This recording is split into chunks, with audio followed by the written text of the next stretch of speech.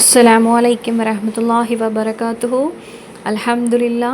நாம் அனைவரும் அல்லாஹுவின் மிக பெரிய அருளால் புனிதமான துல்ஹிஜ்ஜா 9ஆம் நாளின் பகலில் இருக்கிறோம். இன்றைக்கி நாம் அனைவருமே அரஃபாவின் நோன்பில் இருக்கிறோம்.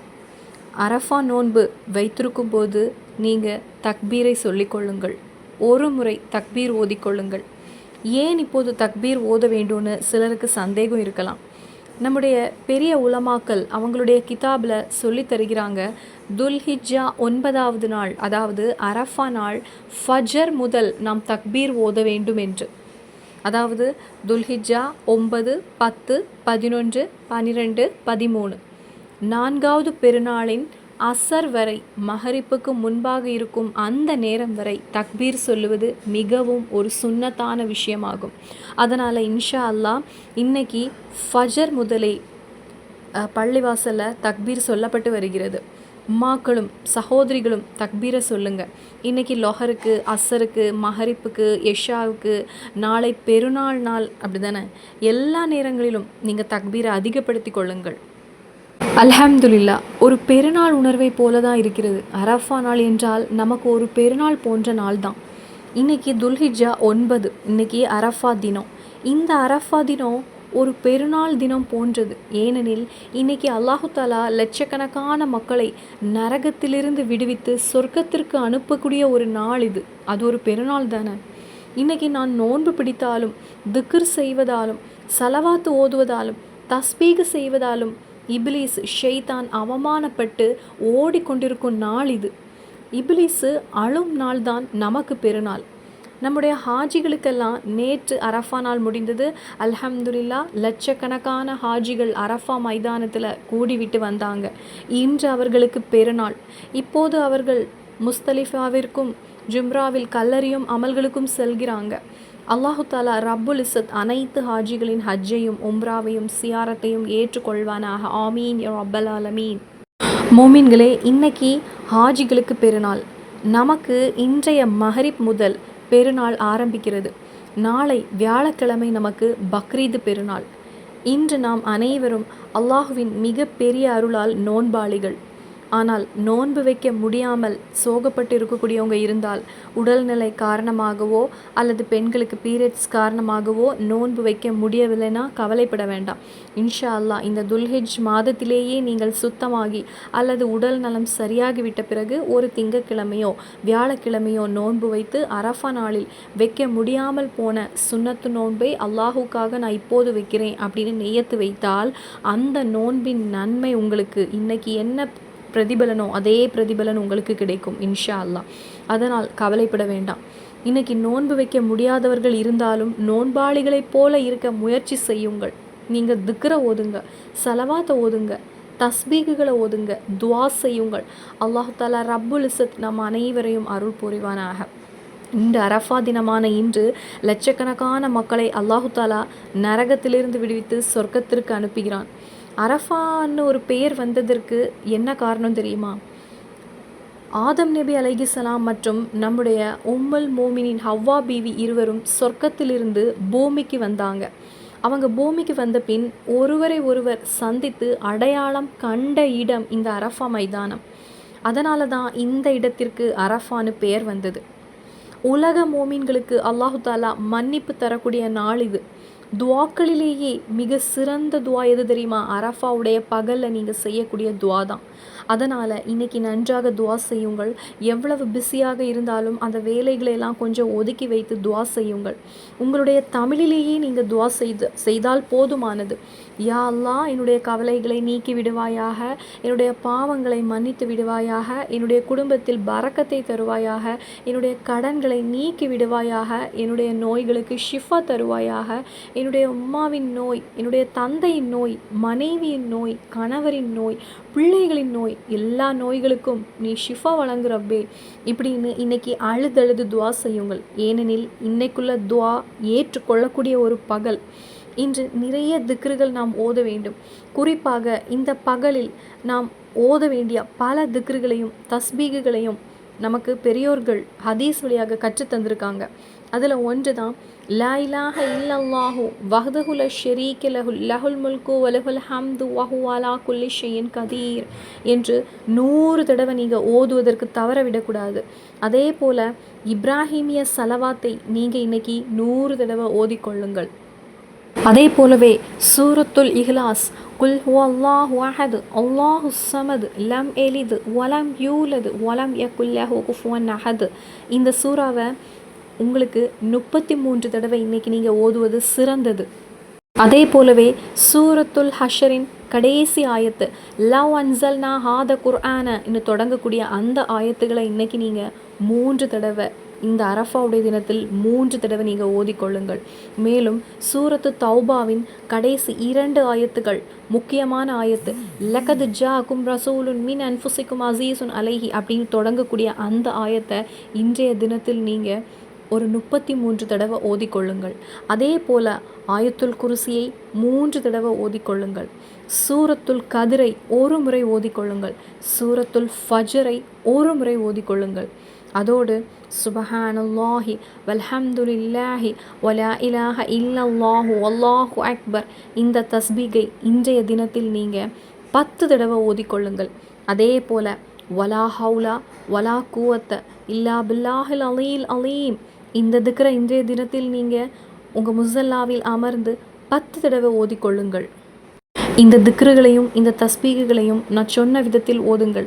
ஏனென்றால் இந்த அரஃபா நாளில் சொல்லப்படும் ஒவ்வொரு திக்ருக்கும் சாதாரண நாட்களை விட பல மடங்கு இரட்டிப்பான நன்மையை அல்லாஹ் தாலா நமக்கு தருகிறான். அதனால் இன்னைக்கு நாம் நோன்பாளிகள், தொழுகைகளை எல்லாம் சரியாக நாம் நிறைவேற்ற வேண்டும். இன்றைக்கி ஃபஜர் தொழுகையை நாம் அல்ஹம்துலில்லா தொழுதோம், அப்படி தானே? அதே போல் லொஹரு, அசரு, மஹரிப்பு எல்லா தொழுகைகளையும் கவனமாக நிறைவேற்றுங்கள். ஆண்கள் பள்ளிவாசலுக்கு சென்று தொழுங்கள். வீட்டில் இருக்கும் ஆண் பிள்ளைகளையும் பள்ளிவாசலுக்கு அனுப்புங்க. இன்றைக்கி மதரசாவுக்கும் விடுமுறை தான், அப்படி தானே? அதனால் பிள்ளைகளை பள்ளிவாசலுக்கு அனுப்புவதில் கவனம் செலுத்துங்கள். பெண்கள் வீட்டிலேயே ஜமாத்தாக தொழ முடிந்தால் அப்படியே தொழுங்கள். தொழுகைக்கு பிறகு நீங்கள் தக்பீர் சொல்ல மறந்துவிடக்கூடாது. அதே போலவே நீங்கள் குர்பானி மிருகத்தை பார்க்கும்போது தக்பீர் சொல்லிக் கொள்ளுங்கள். குர்பானி மிருகத்தை நீங்கள் உங்களுடைய வீட்டில் குர்பானி கொடுப்பவராக இருந்தால் அதை பார்க்கும் போதெல்லாம் தக்பீர் சொல்லுங்கள். நாளை பெருநாள் அல்லவா? அல்ஹம்துலில்லா, நாளைக்கு பெருநாள். சாதாரண சிறிய பெருநாளை போல இல்லாமல் இந்த பக்ரீத் பெருநாள் தொழுகை பல இடங்களிலும் மிகவும் சீக்கிரமாக இருக்கும். சில பள்ளிவாசலில் 7 மணிக்கு, சில இடங்களில் 7:30 மணிக்கு, சில இடங்களில் 8 மணிக்கு இருக்கும். அதனால் நீங்கள் தொழ செல்லும் பள்ளிவாசலில் எந்த நேரத்தில் பெருநாள் தொழுகை அப்படின்னு முன்பே சரியாக தெரிந்து கொண்டு சீக்கிரமாக பள்ளிவாசலுக்கு செல்லுங்கள். ஏனெனில் பெருநாள் தொழுகைக்கு பிறகுதான் குர்பானி அமல்கள் நடைபெறும். அதனால் உம்மாக்கள் வீட்டில் இருக்கும் ஆண்களையும் பிள்ளைகளையும் நேரத்திலேயே அந்த நேரத்திற்கே பள்ளிவாசலுக்கு அனுப்புவதில் கவனம் செலுத்துங்கள். நாளை பெருநாள் என்பதால் ஆண்களும் பெண்களும் காலையிலே நம்ம எழுந்து குளிக்க வேண்டும். அதனால் சாதாரண குளி அல்லாமல் பக்ரீத் பெருநாளின் சுன்னத்தான குளிக்காக அல்லாஹுக்காக நான் குளிக்கிறேன் அப்படின்னு நீங்கள் நாளைக்கு குளிக்கும் போதே நையத்து வைத்து கொள்ளுங்கள். அதற்கே உங்களுக்கு தனி நன்மை இருக்கிறது. மேலும் நல்ல ஆடைகளை அணிந்து வெள்ளை ஆடை இருந்தால் மிகவும் சிறந்தது. அதன் பின்பு ஆண்கள் நறுமணம் பூசி பள்ளிவாசலுக்கு செல்லுங்கள். மேலும் பெருநாள் தொழுகைக்கு பிறகுதான் உணவு சாப்பிடுவது சுன்னத்து. ஆனால் தேநீர் அல்லது பிஸ்கட் போன்ற சிறிய விஷயங்கள் சாப்பிட்டு செல்வது நல்லது. பள்ளிவாசலுக்கு சீக்கிரமாக சென்று அமருங்கள். அங்கே போய் மொபைலை பார்த்துவிட்டு நம்ம உட்காரக்கூடாது. திக்ர் செய்ய வேண்டும், துவா செய்ய வேண்டும். நம்மளுடைய கையில் கொஞ்சம் பணம் எடுத்து செல்ல வேண்டும். 10, 20 அப்படி இருந்தால் கூட பரவாயில்ல. பள்ளிவாசலில் ஹதியா பெட்டி வரும், அப்படி தானே? அதில் போடுங்கள். குர்பானி செய்யும் இடங்களில் நம்மால் முடிந்த உதவிகளை நாம் செய்யலாம். இந்த ஆண்கள் மிருகத்தை பிடித்தல், பொருட்களை எடுத்து கொடுத்தல், நம்மால் முடிந்த உதவிகளை செய்து கொடுங்கள். ஆனால் ஒரு விஷயத்தை கவனமாக நினைவில் வைத்து கொள்ளுங்கள். குர்பானி மிருகத்தை அறுக்கும் வீடியோக்கள், ஃபோட்டோகள் எடுக்கக்கூடாது. சமூக வலைத்தளங்களில் போடாதீங்க. இப்போது சோஷியல் மீடியா காலம் என்பதால் இளைஞர்கள் இதை வீடியோ எடுத்து பகிர்கிறாங்க. ஆனால் அது சரியானது கிடையாது. அந்த அமலுடைய மரியாதையை நம்ம காப்பாற்ற வேண்டும். அதே போலவே குடும்ப உறவுகளை சேர்த்து கொள்ளுங்கள். உறவினர்களின் வீட்டிற்கு செல்லுங்கள். நண்பர்களை சந்தியுங்கள். குர்பானி இறைச்சி குறித்து பலருடைய சந்தேகங்கள் இருக்கும். குர்பானி இறைச்சியை ஃப்ரிட்ஜில் வைத்து பல நாட்கள் வைத்திருக்கலாமா என்று. அதில் எந்த பிரச்சனையும் கிடையாது. குர்பானி இறைச்சியை நாம் சாப்பிடலாம். ஆனால் நேர்ச்சையாக நெய்யத்து செய்யப்பட்ட குர்பானி என்றால் அதை சாப்பிடக்கூடாது. நாம் பொதுவாக செய்யும் சுன்னத்தான ஒரு குர்பானி இறைச்சியை நம்ம சாப்பிடலாம். கொஞ்சம் நமக்காக எடுத்துக்கொண்டு மீதியை ஏழை எளிய மக்களுக்கு நாம் கொடுக்கலாம். மேலும் குர்பானி செய்யும் போது கத்தி மிகவும் கூர்மையாக இருக்க வேண்டும். நம் யூஸ் பண்ணக்கூடியது நல்ல கத்தியாக இருக்க வேண்டும். அந்த நேரத்தில் எந்த விதமான ஃபோட்டோவும் வீடியோவும் எடுக்கக்கூடாது. அந்த அமலின் மரியாதையை நம்ம பாதுகாக்க வேண்டும். ஏனென்றால் நமது கடமையை நாம் செய்கிறோம். குர்பானி அறுக்கும் நேரத்தில் கவனிக்க வேண்டிய பல விஷயங்கள் இருக்கிறது. அல்ஹம்துலில்லாஹ், இன்றைக்கி அரஃபா நாள். இன்றைக்கி மஹரிப்புக்கு முன்பாக நன்றாக நாம் துவா செய்ய வேண்டும். இன்ஷா அல்லாஹ் மஹரிப்பு பாங்கு சொல்லப்படுவதற்கு முன் குறைந்தபட்சம் 5 நிமிடங்களாவது மனமுருகி நாம் துவா செய்ய வேண்டும். ஆண்கள் பள்ளிவாசலுக்கு சீக்கிரமாக செல்ல வேண்டும். சகோதரிகள் வீட்டிலே இருந்து சுபஹானல்லாஹி வபிஹம்திகி சுபஹானல்லாஹில் அலீம் வபிஹம்திகி அஸ்தோஃபிருல்லா இந்த தஸ்பீகை அதிகமாக ஓதுங்கள். அதன் பிறகு நீங்கள் நன்றாக துவா செய்யுங்கள். நம்முடைய தேவைகளை அல்லாஹ்விடத்தில் கேளுங்கள். நம்மிடம் துவா செய்ய சொல்லி பலர் ஒப்படைத்த விஷயங்கள் இருக்கிறது. அவர்களுக்காகவும் நீங்கள் துவா செய்யுங்கள். நம்முடைய ஹாஜிகளுக்காக எந்த ஒரு ஆபத்தும் எந்த விபத்தும் இல்லாமல் அவர்கள் நல்ல முறையில் ஹஜ்ஜு பயணத்தை செய்ய வேண்டும் என்று துவா செய்யுங்கள். நிறைய துவா செய்யுங்கள். மேலும் மிகவும் முக்கியமாக கவனிக்க வேண்டிய இன்னொரு விஷயம், இன்று பாவங்கள் நாம் செய்யக்கூடாது. ஏனெனில் அல்லாஹுக்கு மிகவும் பிடித்த நாட்களில் ஒன்று தான் இந்த அரஃபா நாள். இந்த நாளில் அல்லாஹு தாலா ஏராளமான மக்களை நரகத்திலிருந்து விடுவித்து சொர்க்கத்துக்கு அனுப்புகிறான். இப்படிப்பட்ட நாளில் நம்ம பாவம் செய்தால் இறைவன் அதை விரும்ப மாட்டான். அதனால் பாவங்களிலிருந்து விலகி இருங்கள். நாம் யாரிடத்திலும் எந்த சண்டையும் தேவையில்லை. நாம் நோன்பாளிகள் சண்டையிடக்கூடாது. இனி நாளைக்கு வியாழக்கிழமை நோன்பு வைக்கலாமா அப்படின்னு யாரும் நினைக்க வேண்டாம். நாளை பெருநாள் தினம். பெருநாளில் நோன்பு வைப்பது ஹராம் ஆகும். நாளை முதல் பெருநாள், அடுத்த நாள் 2ஆம் பெருநாள், அதன் பிறகு 3ஆம் பெருநாள், அப்புறம் 4ஆம் பெருநாள். இந்த 4 நாட்களிலுமே நோன்பு வைக்கக்கூடாது. அப்போ யாரும் மறந்து இந்த 4 நாட்களிலும் பெருநாள் நாட்களில் மறந்து நோன்பு வைத்து விடாதீங்க. மேலும் இந்த பெருநாள் நாட்களில் தக்பீரை நாம் அதிகமாக சொல்ல வேண்டும். தக்பீர் தான் இந்த நாட்களின் மிக பெரிய சிறப்பு. சுப்ஹானல்லாஹ், அல்ஹம்துலில்லாஹ், அல்லாஹு அக்பர், லா இலாஹ இல்லல்லாஹ் இந்த 4 திக்ருகளுமே மிக பெரிய சிறப்புடையவை. ஒருவர் இந்த திக்ருகளை சொல்லும்போது அல்லாஹு தாலா அவருக்காக சொர்க்கத்தில் ஒரு மரத்தை நட்டு வைப்பான் அப்படின்னு நமக்கு ஹதீஸ் இருக்கிறது. அதனால் இந்த திக்ருகளையும் தஸ்பீகளையும் அதிகமாக இந்த புனித தினங்களில் சொல்லுங்க. மேலும் அல்லாஹும்மஃபிர் லில் மோமினீன வல் மோமினாத் வல் முஸ்லிமீன வல் முஸ்லிமாத் என்ற துவாவை நீங்கள் மறந்து விடக்கூடாது. அப்போ நான் ஏற்கனவே சொன்னது போல் சூரத்துல் இஹ்லாஸை இன்றைய தினத்தில் ஓதிக்கொள்ளுங்கள். சூரத்துல் ஃபலக்கை ஓதுங்க. இவை அனைத்தையும் செய்யுங்கள். அல்லாஹு தாலா ரப்புல் இஸ்ஸத் நம் அனைவரையும் அருள் புரிவானாக. குறிப்பாக மஹரிப் நேரத்திற்கு முன்னதாக துவா செய்வதை தவற விடாதீங்க. அந்த நேரம் மிகவும் சிறப்பான நேரம். நீங்கள் கண்ணீர் வடித்து அல்லாஹ்விடத்தில் கேளுங்கள். யா அல்லாஹ், என் வாழ்க்கையை நன்றாக மாற்றி விடுவாயாக, என்னுடைய பிள்ளைகளை நல்ல பிள்ளைகளாக்குவாயாக, என்னுடைய வீட்டில் பரக்கத்தையும் அமைதியும் தருவாயாக, என்னுடைய குடும்பத்தில் ஒற்றுமையை தருவாயாகன்னு நீங்கள் கேட்கும்போது அல்லாஹு தாலா கண்டிப்பாக பதில் அளிப்பான். மனமுருகி கேளுங்கள்.